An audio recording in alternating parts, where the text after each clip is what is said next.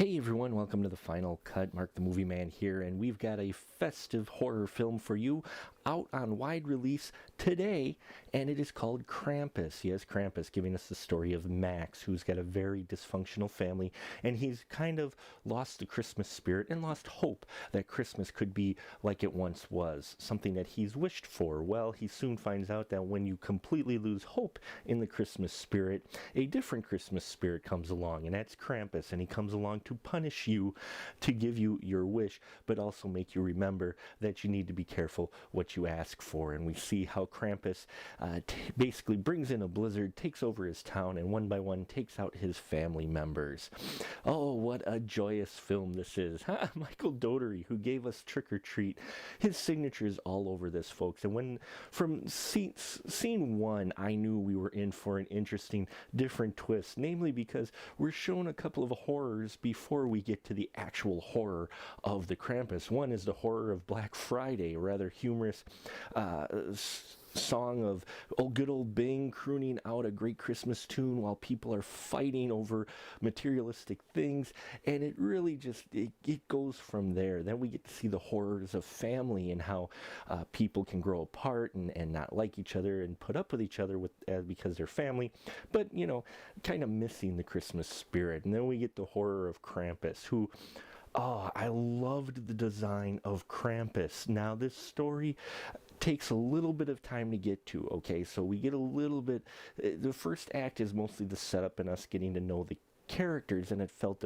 similar to, say, National Lampoon's Christmas Vacation as far as how dysfunctional this family kind of is. And I liked that. I liked the setup. It was humorous. And then we start getting into the Krampus characters and his helpers. And let me tell you, I love the design of Krampus. Oh my lord, really creepy freaking creature they came up with here in Krampus.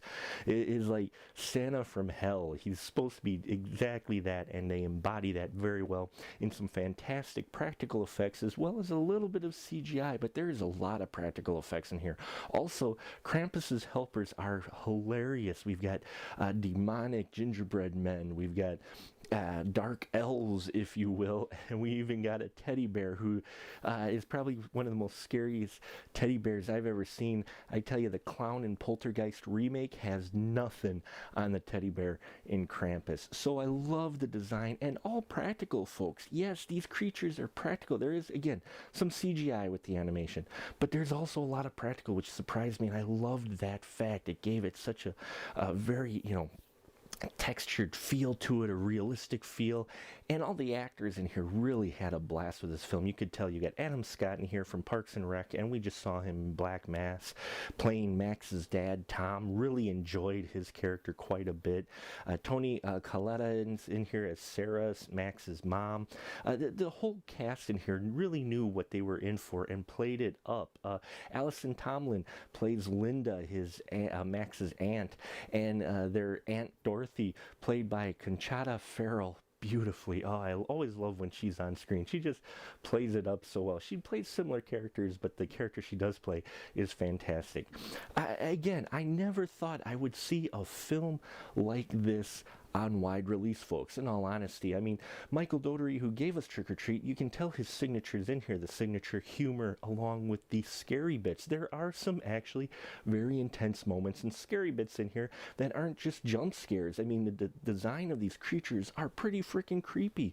It kind of is a mix of National Lampoon's Vacation mixed with Gremlins, throw in a bit of demonic toys, and what you've got yourself is Krampus, which is a fun horror film that I don't think wide release audiences are going to quite get.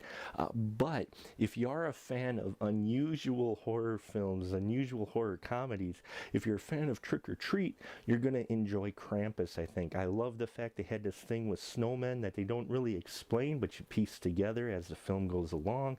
There's a lot of great things in here.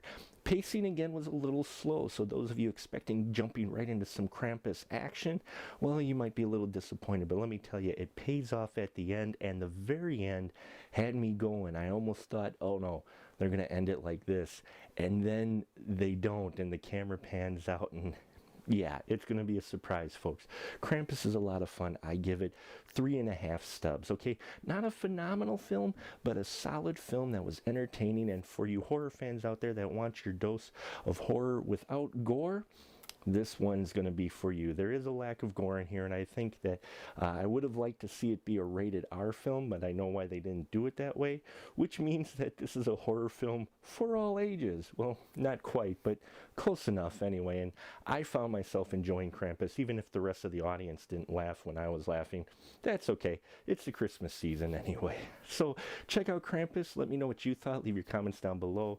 I'd love to hear your thoughts on this fun, interesting horror comedy that I'm surprised ever got wide release. And you'll also make sure you subscribe to our channel. Check out our other reviews. Thank you so much for your support. I appreciate it. Hope everyone has a fun and safe weekend. And until next time, remember, keep that ticket stub.